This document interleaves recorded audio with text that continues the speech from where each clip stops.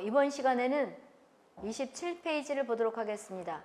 양가로 5번째 질병 발생 과정과 예방 조치 그랬죠. 그러면 동그라미 첫 번째 보게 되면 레벨과 클리커 교수의 질병의 자연사 과정 그랬죠. 그럼 자연사라는 것은 그냥 스스로 죽는 것이 아니고 그 밑에 있다시피 질병이 발생할 때 처음부터 끝까지 쭉 수록해 놓는 이런 것들을 자연사 과정 그러는 거예요. 뒤에 우리 역학 가서도 보게 되면 질병의 자연사를 수록하고 뭐 이런 말이 나오는데, 예를 들어서 장티푸스가 소화기의 대표적인 질환인데 예를 든다 그러면 질병의 대표적인 소화기 장티푸스 자연사라 그러면 장티푸스 병원체는 살모넬라 타입이에요.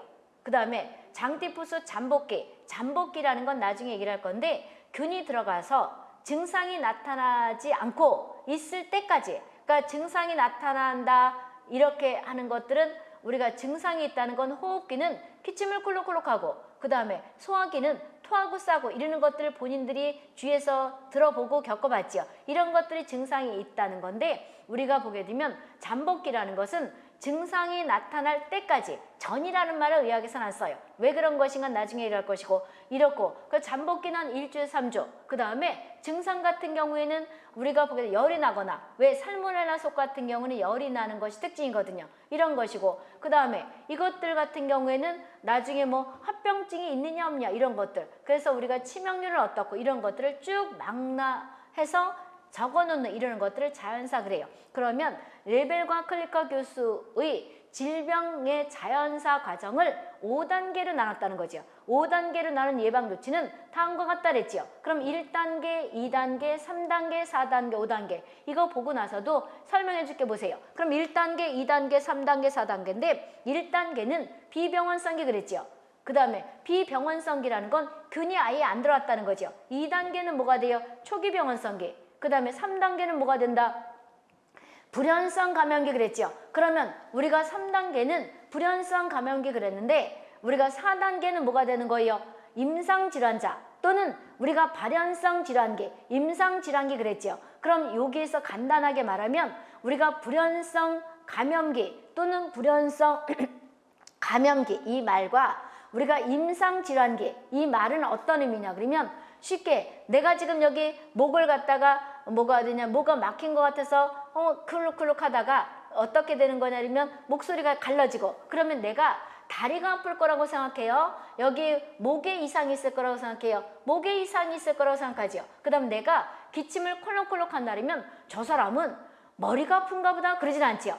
뭐라 그래요? 아, 저 사람은 호흡기 쪽이 나쁜가 보다 그러죠. 그럼 너도 알고, 의사가 아닌 학생도 알고, 나도 알고, 그러면 이것들은 우리가 현성 질환자 또는 현성 질환기 또는 발현성 질환기, 이꼴 또 뭐라 그래요? 발현성 환자 그런다는 거죠. 그런데 불연성 감염기 또는 불연성 환자는 어떤 거냐면 균이 들어갔지만 증상이 바깥으로 없는 거예요.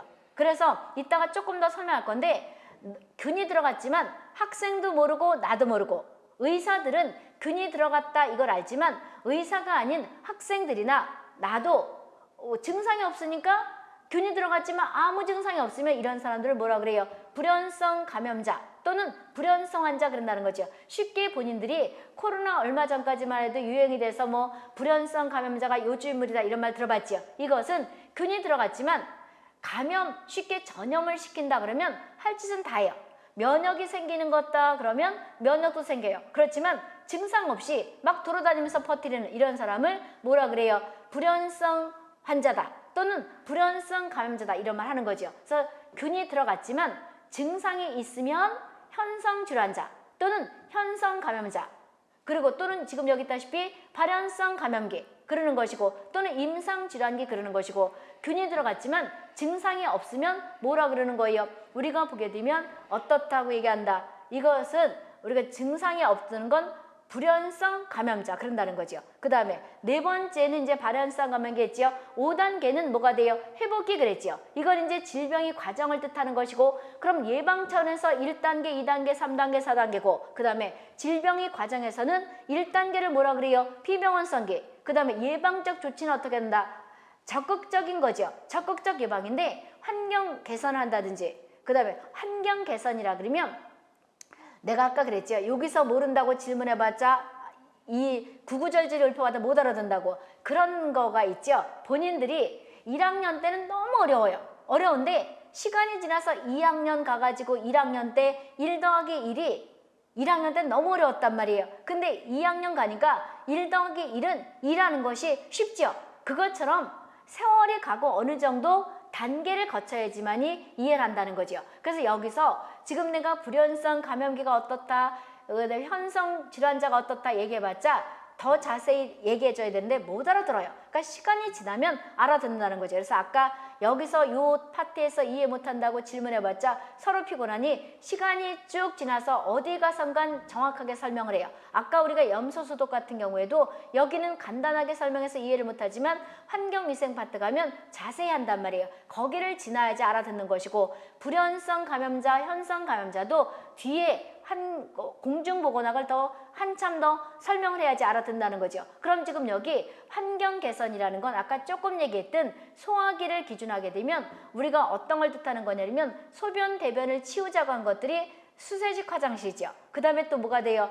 바퀴나 또는 뭐가 되냐면 파리 이러는 것들을 없애는 것들이 소화기를 옮기는 것들이 이런 위생곤충이기 때문에 없애자고 환경위생을 깨끗이 했다는 거죠. 그러면 소화기를 막을 수 있겠지요. 그 다음에 건강증진하자고 여러 가지 영양식도 먹고 그 다음에 규칙적인 운동도 하고 이러는 것들이죠. 그래서 우리는 1단계 때 균이 안 들어왔을 때 하는 적극적 예방은 아예 질병이 발생하지 않도록 하는 거예요. 고수부지 같은 데 보게 되면 아마 지하철 타고 오다도 볼 거예요. 아니면 요즘에 마을마다 무슨 공원 있잖아요. 가면 요즘은 비만과의 전쟁이죠. 먹고 뛰느냐고 난리도 아니죠. 그런 것을 왜 해요? 건강하게 오래 살자고 하는 거죠. 오래만 아프면서 오래 살면 그게 삶의 의미가 있어요? 없지요. 그러다 보니까 오래 살라 그러면 건강하게 오래 살아야 되는 거죠. 골고루 하면서 오래 살면 그건 남한테도 피해고 본인한테도 얼마나 고통스럽겠어. 그러니까 오래 살고 싶으면 건강해야 되는 거죠. 그러니까 이것들이 건강 증진해서 규칙적인 운동을 한다든지 영양식을 먹는다 이런 걸 뜻하는 것이고 예방접종을 나중에 얘기를 할 건데 예방접종이라는 건 아예 안 걸리라고 해요. 예방접종하면서 걸려두고만 안 걸려두고만 그래요. 예방접종을 한다는 것은 원래 원칙이 아예 안 걸리게 하는 거죠. 그래서 예방접종은 적극적 예방에 우리가 들어가는 거예요. 적극적인 예방 대책에 들어가는 거예요. 그래서 우리는 나중에 이제 이것도 어디 가서 해야지 알아듣느냐면 본인들이 우리가 예방접종할 때 걸린 사람한테 예방접종을 해요? 안 걸린 사람한테 예방접종을 해요? 걸리지 어떤 질병에 예를 들어서 100일에 예방접종을 한다 또는 홍역에 예방접종을 한다면 홍역에 걸린 사람한테 예방접종해야 상식적으로 아니죠. 균이 안 들어온 사람한테 하는 거죠. 그래서 나중에 예방접종할 때도 얘기를 할 거예요. 그래서 예방접종이라는 건 예를 들어서 홍역 예방접종을 한다. 또는 우리가 폴리오 예방접종을 한다면 폴리오균을 넣어주거나 그 다음에 홍역의 균을 넣어주는 거예요. 그런데 그 균량이 형성이 되지 않게끔 넣어주는 걸 뜻하는 거예요. 따라서 예방접종할 때는 몸이 건강한 상태에서 우리가 예방접종을 하는 거지 그 어떤 질병의 예방접종을 할 때 그 질병에 걸린 사람한테 하는 건 아니라는 거죠. 코로나 때 많이 들어봤죠. 걸리기 전에 예방접종하지 걸린 사람한테 예방접종하지는 않죠. 이런 것들이에요. 그 다음에 2단계는 초기 병원성인데 소극적 예방이에요. 이거는 잘하면 안 걸릴 수 있고 걸릴 수 있고 이런 거 많이 주위에서 보죠. 요즘 또 뭐 우리가 독감이 유행한다. 철도 아닌 독감이 유행한다 그러죠. 코로나를 맞고 나더니 또 독감이 꼴 인플루엔자죠. 독감이 꼴 인플루엔자예요. 그런데 우리가 보게 되면 감기 같은 거는 콧구멍부터 기관지까지만 침범을 해요. 그런데 독감이 꼴 인플루엔자는 폐까지 침범하는 거예요. 그래서 바이러스지만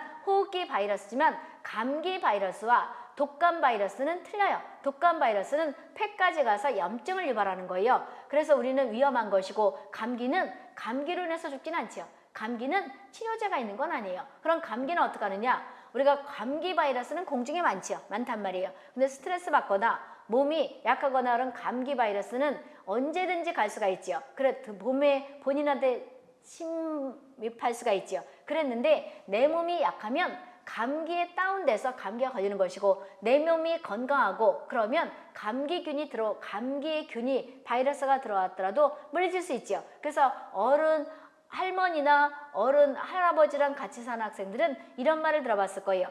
감기가 걸렸다고 손자 손녀가 누워있으면 그까짓 거 젊은 애가 뭘 감기 때문에 누워있느냐. 빨리 뻘떡 일어나서 밥 먹고 바깥에 한 바퀴 돌고 와라. 이게 무슨 뜻이냐면 우리가 누워있으면 밥맛이 없지요. 그랬는데 활동을 하게 되면 밥맛이 있단 말이에요. 감기에 걸렸다고 누워있으면 밥맛이 없으니 밥을 안 먹으면 영양이 불균형이 되죠. 그럼 면역은 우리가 예방접종에서 생기는 것도 있지만 우리가 몸이 건강한 사람은 똑같은 균에 노출되더라도 다운이 안 돼요. 안 걸린다는 거죠. 그러니까 영양을 충분히 공급하게 되면 감기를 이겨낼 수 있다는 거예요. 그러면 감기 바이러스가 침범했을 때 영양 섭취를 잘하면 감기로 인해서 다운되지 않고 불연성으로 그냥 지나갈 수 있다는 거죠. 이런 의미예요. 그래서 이것은 소극적 예방이에요. 관리를 잘하면 뭐가 되는 거냐면 그 질병에 걸리지 않고 균이 들어왔다 하더라도 그 다음에 관리를 잘 못하면 현상이 될 수 있는 이런 단계에 들어왔다는 거죠.